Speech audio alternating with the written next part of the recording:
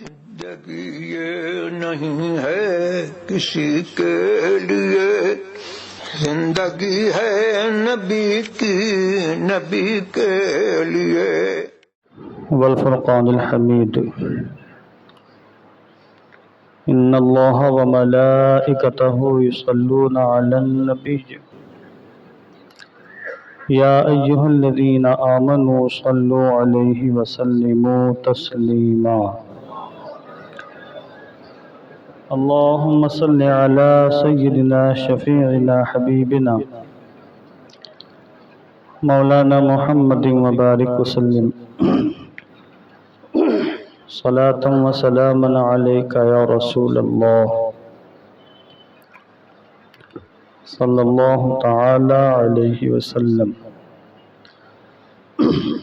اللہ تعالیٰ کی توفیق اور اس کے فضل و کرم سے آج ہم ہفتہ واری درس حدیث کی محفل میں شریک ہیں۔ دعا گو ہوں کہ اللہ عز و جل اس محفل پاک کو قبول فرمائے اور ہم سب کو اس کی حقیقی برکتوں سے مالا مال فرمائے۔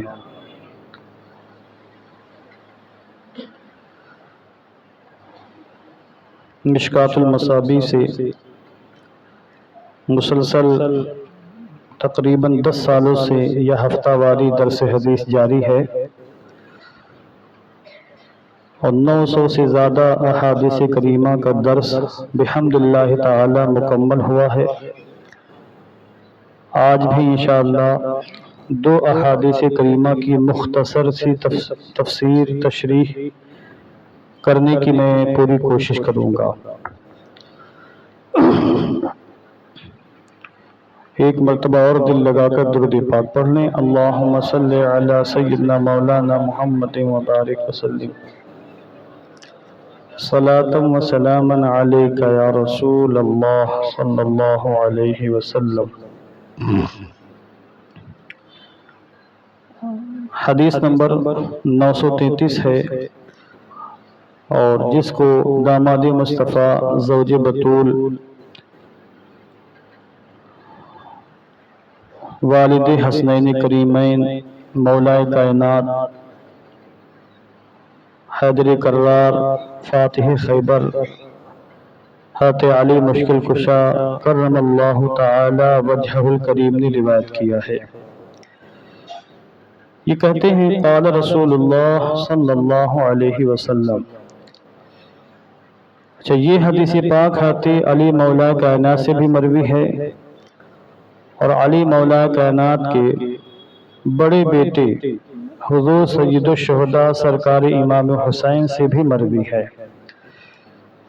اور امام احمد بن حنبل نے بھی اس کو روایت کیا ہے، امام ترمذی نے بھی اس کو روایت کیا ہے، اور سند کے اعتبار سے یہ حدیث پاک حسن ہے۔ حضرت علی کہتے ہیں قال رسول اللہ صلی اللہ علیہ وسلم، اللہ کے رسول صلی اللہ علیہ وسلم نے فرمایا البخیل الذی من ذکرت عنده فلم یصلی علی۔ یہ حدیث پاک مکمل ہو گئی۔ آقا دو عالم نور مجسم صلی اللہ علیہ وسلم نے اس حدیث پاک میں حقیقی بخیل اور کنجوس کے بارے میں بیان کیا ہے کہ صحیح معنوں میں بخیل کون ہے، صحیح معنوں میں کنجوس کون ہے۔ جن لوگوں کو ہم بخیل اور کنجوس سمجھتے ہیں وہ تو ہیں، مگر حضور کی نظر میں ایک دوسرے اعتبار سے سب سے بڑا کنجوس انسان بھی ہے۔ اب آپ خود غور فرما لیں، جس کو ہم سب کے آقا نے اپنی زبان اقدس سے بخیل کہہ دیا، کنجوس کہہ دیا، دنیا بھر کے سارے انسان مل کر بھی اس کو سخی کہیں تو ہم اسے سخی ماننے کے لیے تیار نہیں ہیں۔ کہتے ہیں بخیل تو وہی ہے، یہاں الف لام داخل ہے البخیل میں، بخیل تو وہی ہے کہ جس کے سامنے میرا ذکر ہو اور پھر وہ مجھ پر درود نہ پڑھے۔ پڑھیں صلی اللہ علیہ وسلم۔ آپ صرف صلی اللہ علیہ وسلم کہنے درود ہو گیا۔ بخیل کا معنی ہوتا ہے روک لینے والا، جس کا جو حق ہے حق مار لینے والا، حق روک لینے والا، اس کو بخیل کہتے ہیں۔ مثلاً ایک عالم دین ہے جس کے پاس علم کی دولت ہے، اللہ نے اس کو علم کی دولت سے نوازا ہے، اب اس پر لوگوں کا حق یہ ہے کہ لوگوں کے سامنے علم کو ظاہر کرے، علم کو بیان کرے، لوگوں کی تشنگی دور کرے، ان کو زیور علم سے آراستہ کرے، ان کی جہالت، ان کی تاریکی کو ختم کرے، سوالات کے جواب دے۔ علم چھپانے کی اجازت نہیں ہے، اگر وہ علم چھپاتا تو بخیل ہے، علم کے معاملے میں بخیل ہے۔ اور حدیث پاک میں آیا ہے من سئل عن علم علمہ اللہ،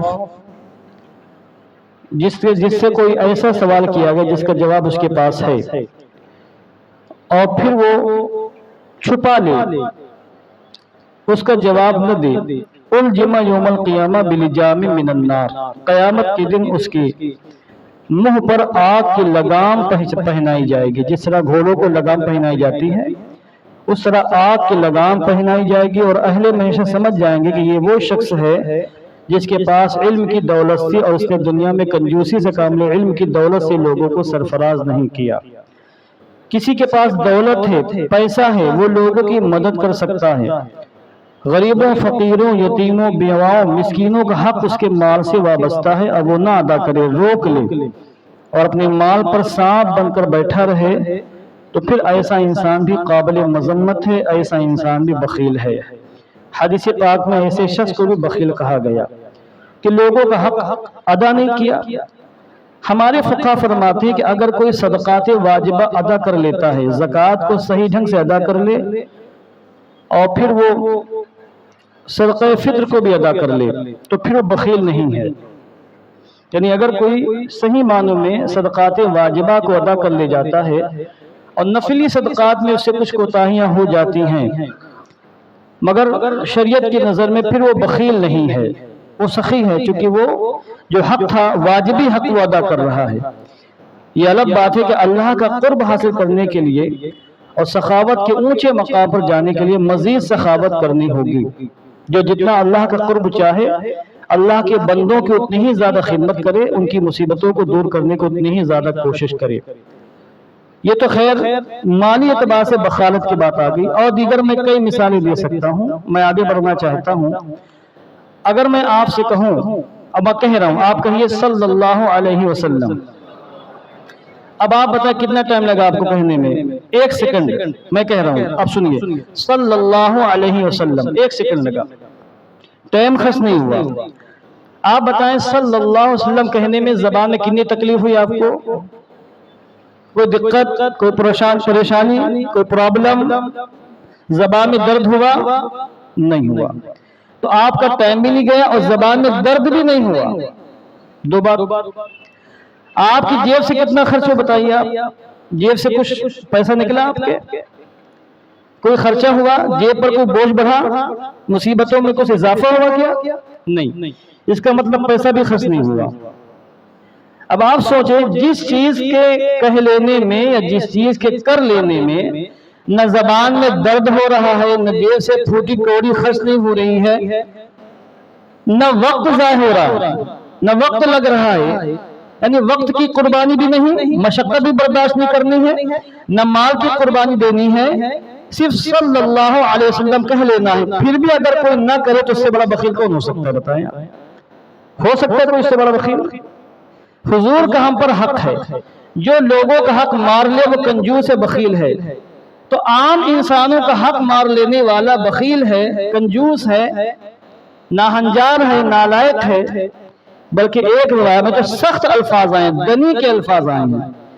دنی دناس سے بنا ہے، اردو زبان میں اگر میں دنی کا ترجمہ کروں تو اس کا ترجمہ ہوگا کمینہ، حق مار لینے والا، غصب کر لینے والا۔ تو جو عام انسانوں کا حق مار لے جب ہم اسے بخیل کہتے ہیں، تو جو پیغمبر اعظم حضور رحمت عالم جان عالم صلی اللہ علیہ وسلم کا حق نہ ادا کرے وہ کیسے بخیل نہیں ہوگا؟ بلکہ بخیل بھی ہوگا، بیوقوف بھی ہوگا، احمق بھی ہوگا۔ اس کی میں موٹی سی مثال دے دوں، درود پڑھنے کی کتنی برکتیں ہیں، کتنی سعادتیں حاصل ہوتی ہیں، اور اللہ کس قدر رحمت کی برسات فرماتے ہیں۔ اس کے پہلے میں نے کئی روایتیں پیش کی ہیں۔ محنت بالکل نہیں ہے، ثواب ہی ثواب، نفع ہی نفع، فائدہ ہی فائدہ، سود ہی سود، ذرہ برابر کا نقصان نہیں، محنت کے بغیر فائدہ۔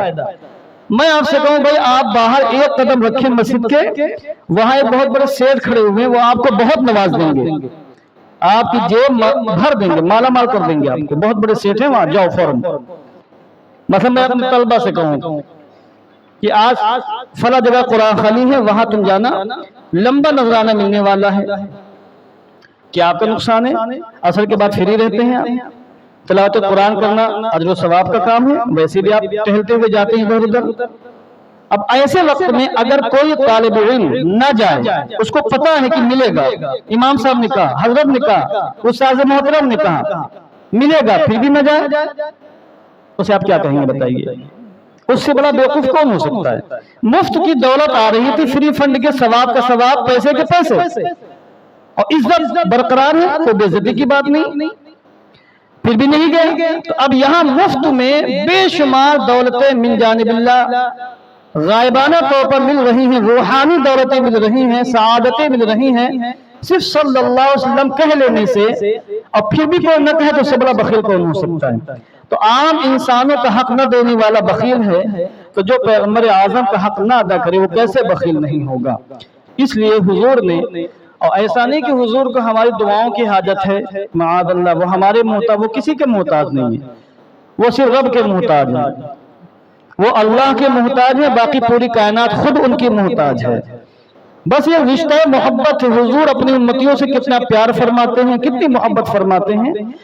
حضور یہ چاہتے ہیں کہ ہمارے امتی مجھ پر درود پڑھ کے رب تعالیٰ کی بارگاہ سے بے پناہ اجر و ثواب حاصل کر لے جائیں، دنیا کی سعادتیں حاصل کر لے جائیں، رب کی رضا ہمارے غلاموں کا حاصل ہو جائے۔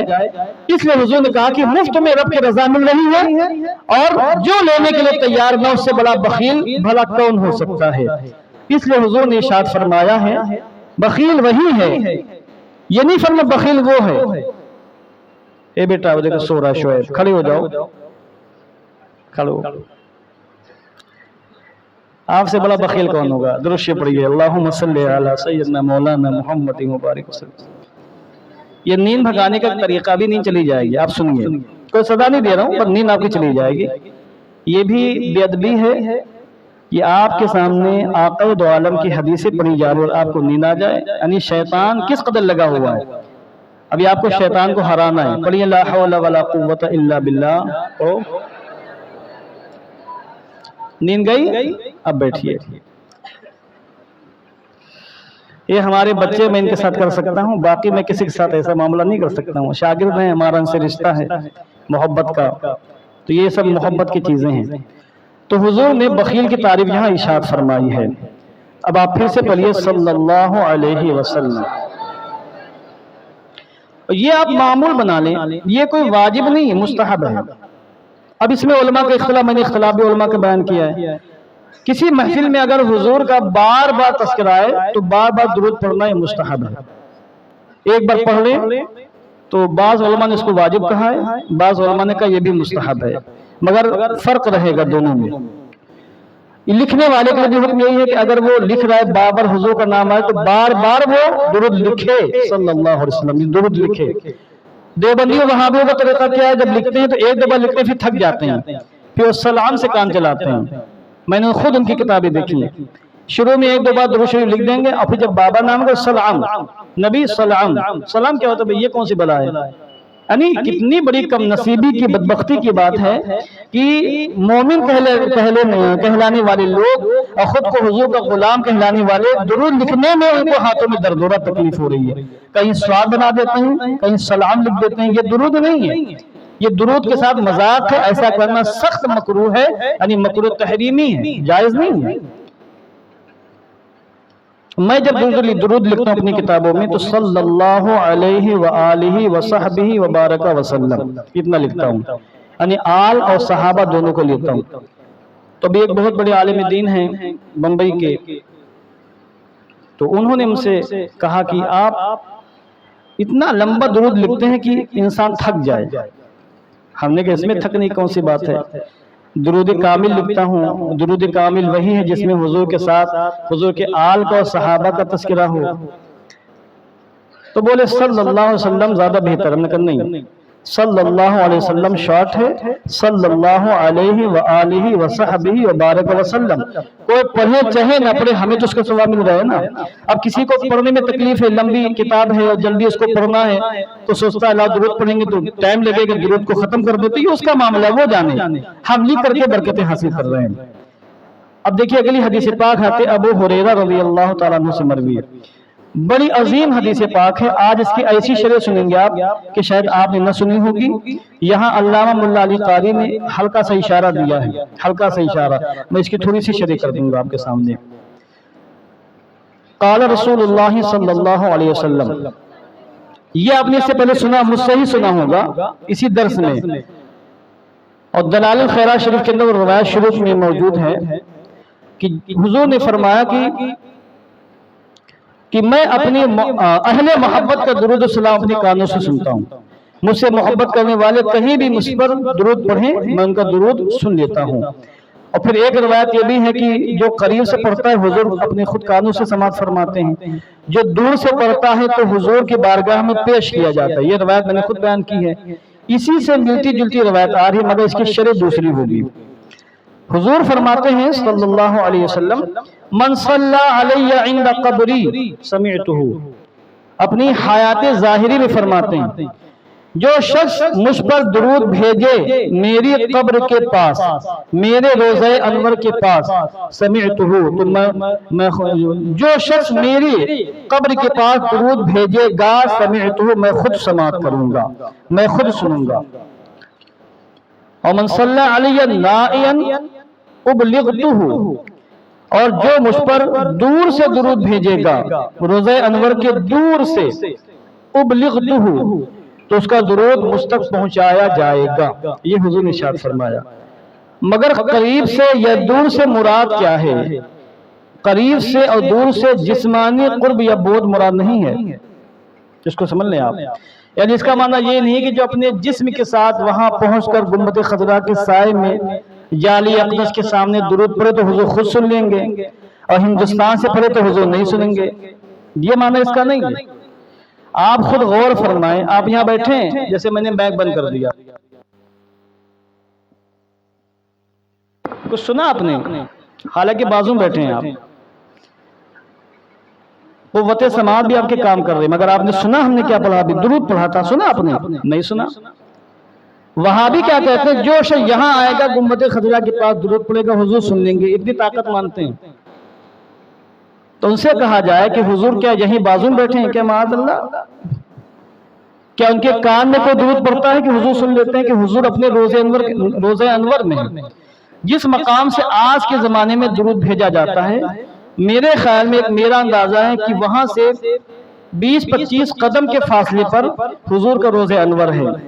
اور یہ جو مارکیٹوں میں حضور کے مزار پاک کا نقشہ ملتا ہے وہ حضور کے مزار پاک کا نقشہ نہیں ہے، وہ کسی اللہ والے کے مزار پاک کا نقشہ ہے.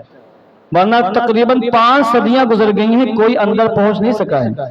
حضور کے روضہ انور تک 5 صدیاں گزر چکی ہیں، کسی نے دیکھا نہیں. وہ اس طرح پیک ہے مکمل طریقے پر، وہاں کسی کے رسائی ممکن نہیں ہے. جب حضرت عیسیٰ علیہ السلام تشریف لائیں گے تو ویسے حالات پیدا ہوں گے کہ اسی حجرہ عائشہ میں ان کی مزار پاک بنے گی. اس زمانے میں حالات پیدا ہو جائیں گے ویسے، اور جو دیوار ہے دیوار توڑی جائے گی، پھر اندر آپ کی مزار پاک بنے گی حضرت عیسیٰ علیہ السلام کی، جب آپ کی یہاں دنیا میں وفات ہو جائے گی. تو وہاں جا کے حضور جب مٹی کے اندر رہ کر آپ کا جسم نورانی زمین کے اندر ہے اور زمین کو مشرف کر رہا ہے، زمین کے اندر رہ کر جب حضور وہاں صلاۃ و سلام پڑھنے والے کا صلاۃ و سلام سن سکتے ہیں تو انڈیا والوں کا صلاۃ و سلام کیوں نہیں سن سکتے ہیں؟ تو یہ اس کا مطلب نہیں حدیث پاک کا. حدیث پاک کا مطلب کیا ہے؟ جو میری قبر کے قریب مجھ پر درود پڑھے گا، یعنی میرے روحانی اعتبار سے میری قبر کے قریب درود پڑھے گا، یعنی جو مجھ سے سچی محبت کرے گا، جس سے میرا روحانی تعلق قائم ہوگا، جو مجھ سے اپنا محبت والا تعلق قائم کر کے پورے اخلاص اور پوری محبت کے ساتھ درود پڑھے گا، میں اس کا درود سنوں گا. اور جو مجھ سے رشتہ محبت قائم کیے بغیر یوں ہی درود پڑھے گا تو فرشتے پہنچا دیں گے، میں نہیں سنوں گا. یہ معنی ہے. کیونکہ حضور کے روضہ انور سے قریب وہ ہے جس کے دل میں حضور کی محبت کا چراغ روشن ہے. اب جس کے دل میں اخلاص ہے، حضور کی محبت ہے، وہ حضور کے روزے سے قریب ہے، چاہے وہ انڈیا میں ہو، چاہے پاکستان میں ہو، چاہے بنگلہ دیش میں ہو، امریکہ میں، برطانیہ میں، کہیں بھی ہو۔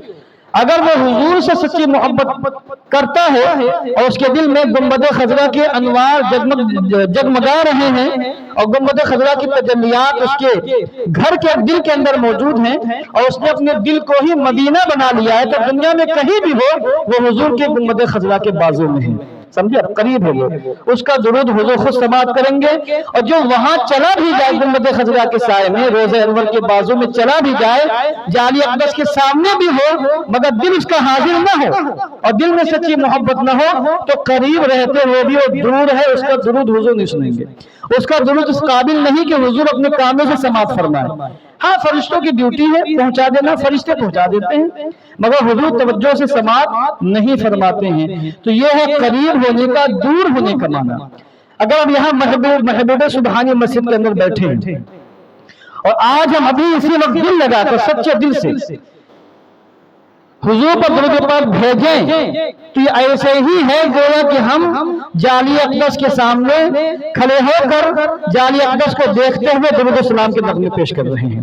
ایسے ہی وہاں کوئی جا کر سچے دل سے درود نہ پڑھے، دل کہیں اور لگا ہوا ہے، جیسے کہ ہمارے بہت سے مسلمان جاتے ہیں، اب سنی ہے کہ کون ہے پتہ نہیں، مسلمان کہوں گا میں، اب مزار جعلی اقدس کے سامنے کھڑے سیلفیاں لے رہے ہیں وہاں کھڑے ہو کر کے۔ میں نے خود اپنے آنکھوں سے ایسے منظر دیکھے کہ دل دہل گیا، وہاں جانے کے بعد بھی لوگ کیسی کیسی خباثتیں کرتے ہیں، دل دہل جاتا ہے۔ میں نے خود اپنی آنکھوں سے دیکھا ہے کہ ایک صاحب آئے اور کپڑا اس انداز کا تھا کہ بس ان کے یہ گھٹنے چھپے ہوئے تھے، بس باقی ان کی پوری پنڈلی کھلی ہوئی تھی، کیا معلوم کون تھے۔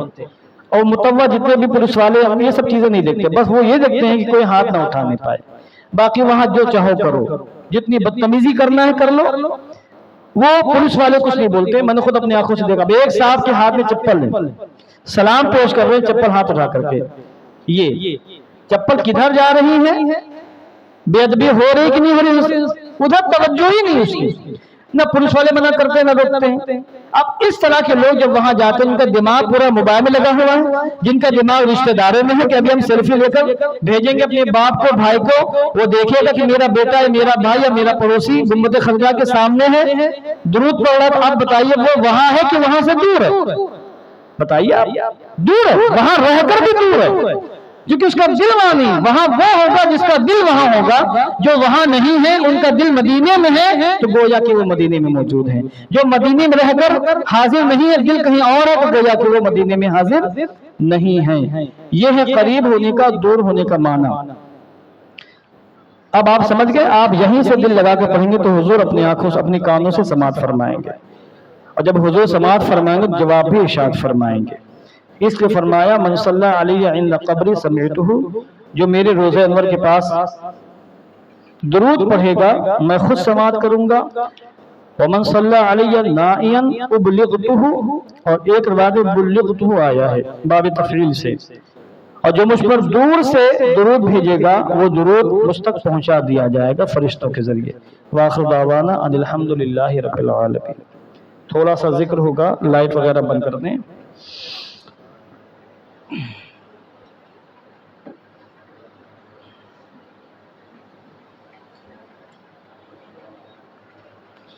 جناب ابو بکر خان صاحب بیمار ہیں، ان کے لیے دعائے صحت کرنی ہے انشاءاللہ، ابھی ذکر کے بعد دعا ہوگی۔